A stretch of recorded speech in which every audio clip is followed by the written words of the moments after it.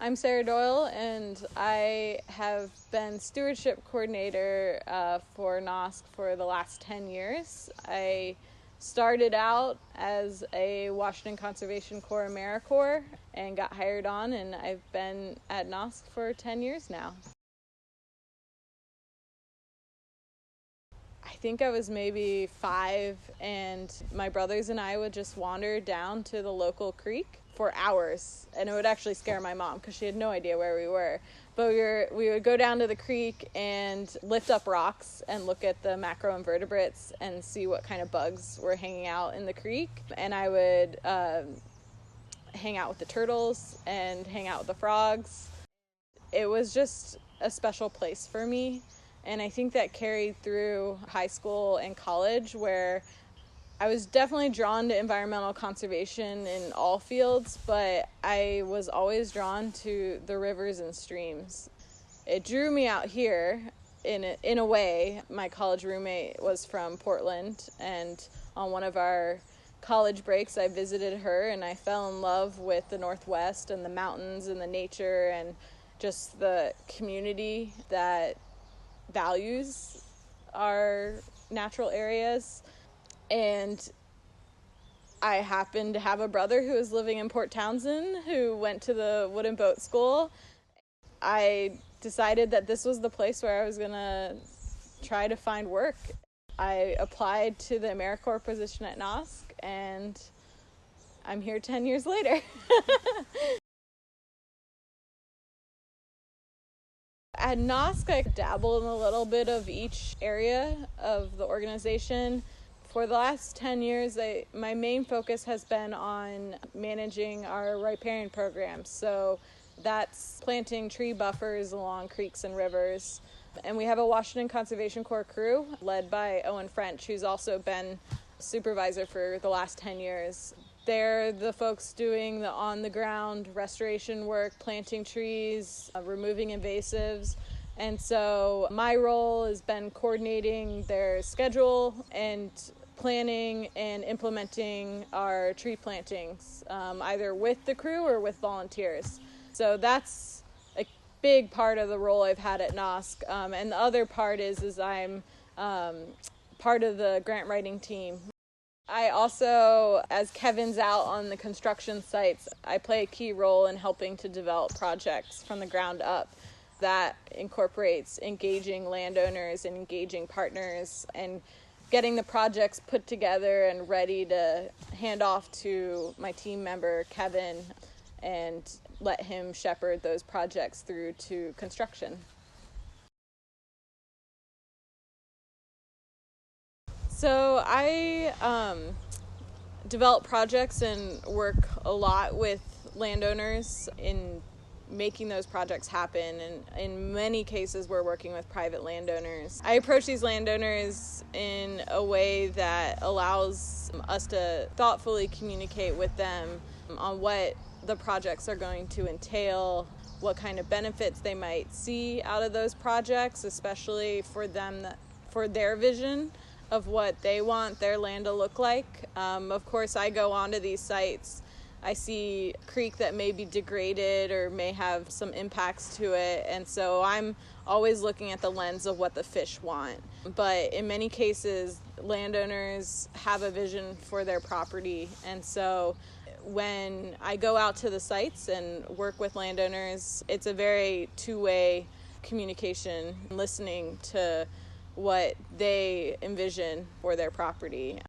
Through that, we're able to often come up with a mutually beneficial project. So one that's going to benefit the fish and benefit the river or creek, but also would have some benefits to the landowner, be it decreased flooding in some cases, decreased erosion, trails even. Sometimes I work with landowners, especially when doing riparian projects, where we kind of see how we can incorporate a trail into the buffer that we plant. So for me, the valuable part of developing relationships with landowners is communication. There's construction-related landowner outreach, but we also do a lot of watershed scale riparian restoration work, which means planting trees along the rivers to restore salmon habitat and water quality. One way we've worked with landowners to be able to have those projects be successful and gain landowner buy-in is by being able to provide these services for free. So back at the office, I'm often writing grants to fund tree planting projects and fund the work that our WCC, Washington Conservation Corps crew can do. And so we often will be sending out letters to landowners that live along the river and creeks, just letting them know of this opportunity that they have. Not only can we remove invasive weeds like blackberry and knotweed and poison hemlock off of the creek, which gives them better access, but we can also plant native plant species like conifers, and I like to throw in a lot of pollinator plants too, so that we're providing benefits to the fish, but we're also providing benefits to the pollinators.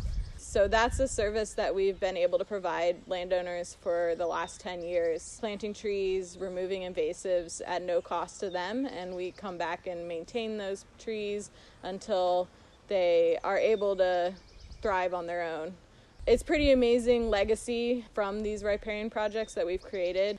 I can go down to Discovery Bay and see my first tree planting, and the trees are 25 feet tall and shading out all of that invasive reed canary grass, and it's a forest. It's pretty special, and I've had landowners come back to me 20 years later after their site's been planted just to tell me how amazing it is to go down there and hear the birds and see the fish and feel the cool air. So that's pretty special. One partnership that I really value is the work we've been doing with the Jamestown Squam tribe on the Dungeness River. For the last 5 years or so, we've been working in that watershed to remove butterfly bush and restore the riparian habitat back to the native species that it once was. This project's big as far as its watershed scale, so we've been working and reaching out to about 140 landowners on the river, working our way down the watershed to remove invasives and reseed a lot of these gravel bars with riverbank lupin.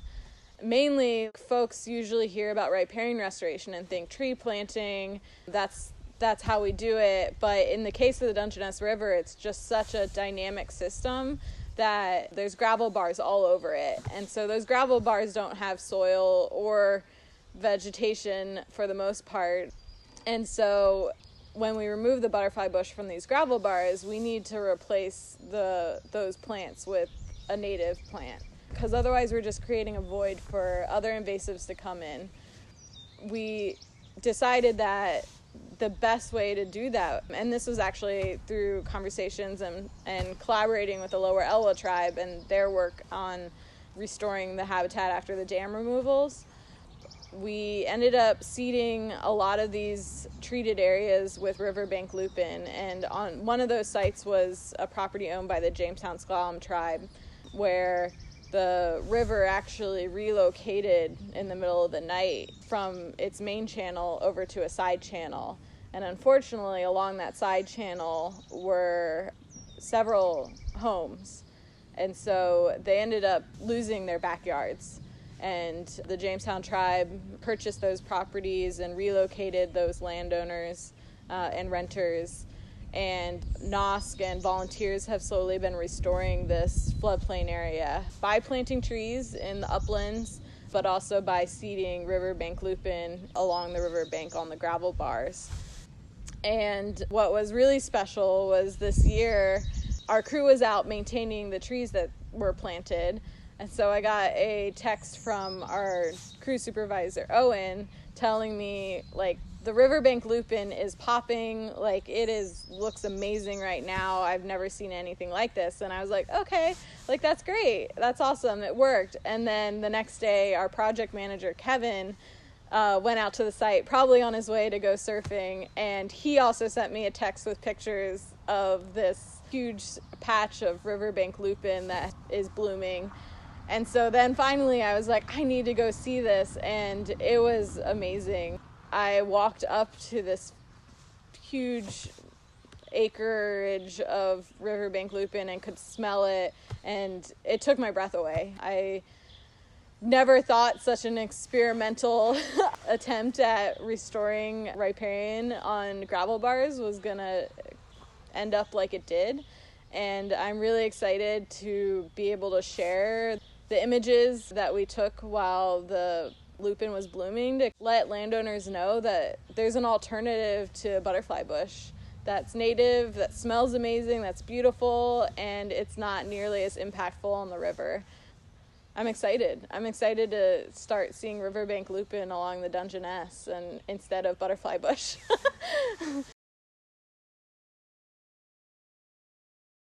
I learn so much when I go and talk to and listen to a landowner.